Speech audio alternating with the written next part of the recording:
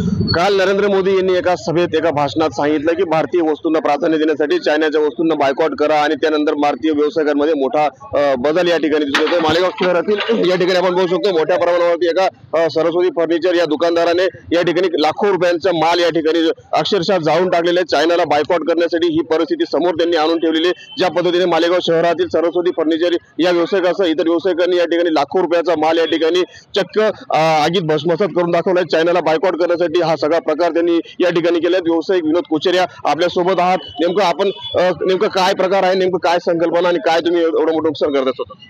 आपले पंतप्रधान साहेब नरेंद्र मोदी साहेबांनी सांगितलंय की आपला माल स्वदेशी माल विकायचा, चायना माल विकायचा नाही। चायना माल न विकायचा, कारण असं आपल्या लोकांना साथ द्यायची आहे। आपले जे बांधव आहेत, जे आपले कारागीर लोक आहेत, त्यांना प्रोत्साहन द्यायचं आहे, त्यांचाच माल विकायचा। आपल्या इंडियाचा माल विकायचा, आपल्याला चायना माल बायकॉट करायचा, चायना माल विकायचा नाहीये। आपले पंतप्रधान म्हणतात ते आपल्या लोकांना साथ द्यायची, आपल्या इंडियाला वर आणायचं, बाहेरच्या देशाला वर आणायचं नाहीये। आपल्या फक्त आपला माल विकायचा आहे। मी सरस्वती फर्निचरचा ओनर स्वतः आजपासून चायना माल बायकॉट करणार आहे। माझ्या दुकानात चायनीज वस्तू, बाहेरच्या वस्तू विकल्या जाणार नाही। किती रुपयाचं नुकसान झालं? आता आम्ही कमीत कमी 1.5 ते 2.5 लाख रुपयाचा माल चालून टाकलेला, नवा माल आहे। 1.5, 2, 3 लाख, 4-5 लाख आसपास माल आहे।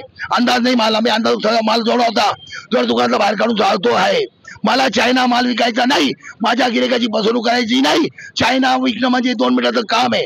चायना टिकत नाही, चायना माल विकायचा नाही। आपण एकट्या व्यावसायिकाने हा सगळा प्रयत्न करून खराटोप करून होणार आहे की इतर व्यावसायिक देखील करतील? ज्याला गरज आहे इंडियाची, ज्याला भारतावर प्रेम आहे तो करेल, ज्याला भारतावर प्रेम नाही तो नाही करणार।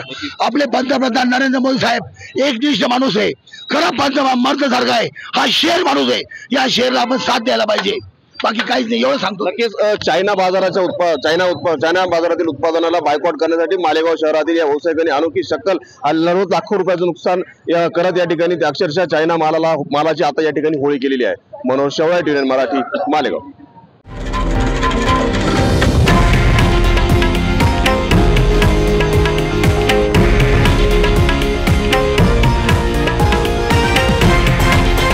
हे आहे देशातील नंबर 1 न्यूज नेटवर्क आणि आपण पाहत आहात TV9 मराठी, एकमेव।